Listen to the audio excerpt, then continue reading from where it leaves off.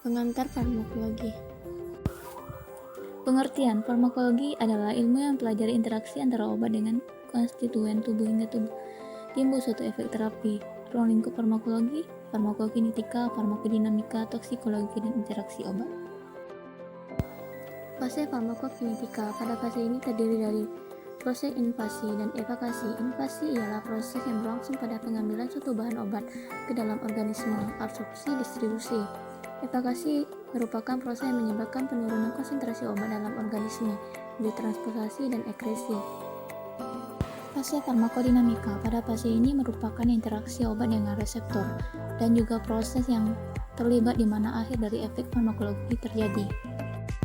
Ini adalah gambar proses farmakokinetika. Yang pertama adalah absorpsi. Absorpsi adalah perpindahan obat dari tempat aplikasi kembalian ke dalam sirkulasi sistemik atau peredaran darah. Absorpsi adalah proses penyerapan obat dari tempat pemberian menyangkut kelengkapan dan kecepatan proses tersebut. Faktor-faktor yang mempengaruhi absorpsi obat antara lain: 1. Kecepatan distribusi obat, yang kedua ukuran partikel, yang ketiga kelarutan dalam lipid atau air, yang keempat adalah ionisasi, yang kelima aliran darah pada tempat absorpsi, yang keenam kecepatan pengosongan lambung, yang ketujuh motilitas usus, dan kedelapan pengaruh makanan atau obat lain, yang kesembilan cara atau rute pemberian.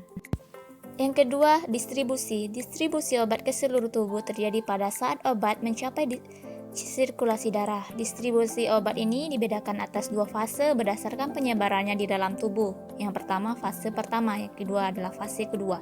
Fase pertama terjadi segera setelah penyerapan, yaitu ke organ yang perfungsinya sangat baik, misalnya jantung, hati, ginjal, dan otak. Fase kedua, fase distribusi ini jauh lebih luas, yaitu mencangkup jaringan yang perfungsinya tidak begitu baik, misalnya otot, kulit, dan jaringan lemak. Distribusi obat ke dalam sistem saraf pusat dibatasi karena terdapat sawar darah otak yang terdiri dari pembuluh darah kapiler dengan dinding tebal sehingga membatasi pergerakan molekul obat masuk ke dalam jaringan otak.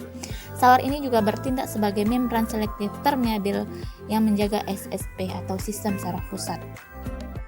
Yang ketiga, biotransformasi atau metabolisme obat ialah proses perubahan struktur kimia obat yang terjadi dalam tubuh dan dikatalisis oleh enzim. Pada proses ini, molekul obat diubah menjadi lebih polar atau mudah larut dalam air, sehingga lebih mudah diekskresikan melalui ginjal. Obat akan menjadi inaktif, sehingga biotransformasi berperan dalam mengakhiri kerja obat.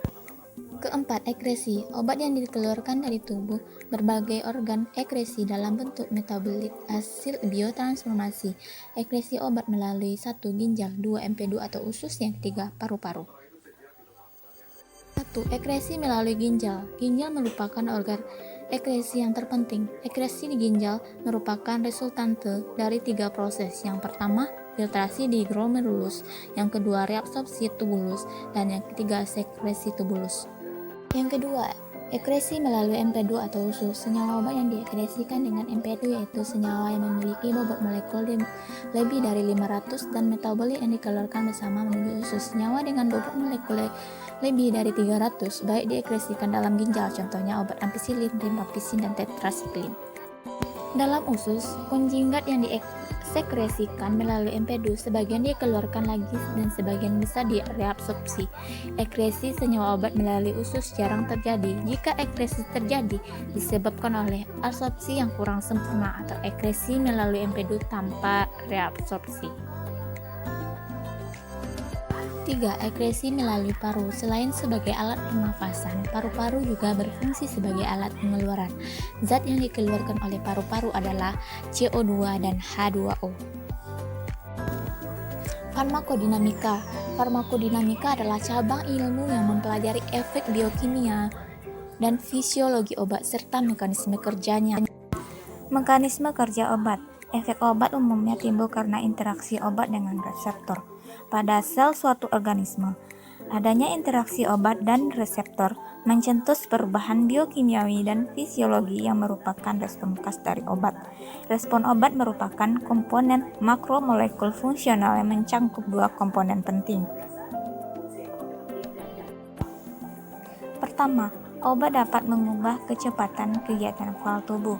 Yang kedua, obat tidak menimbulkan suatu fungsi baru, tetapi hanya memodulasi fungsi yang sudah ada.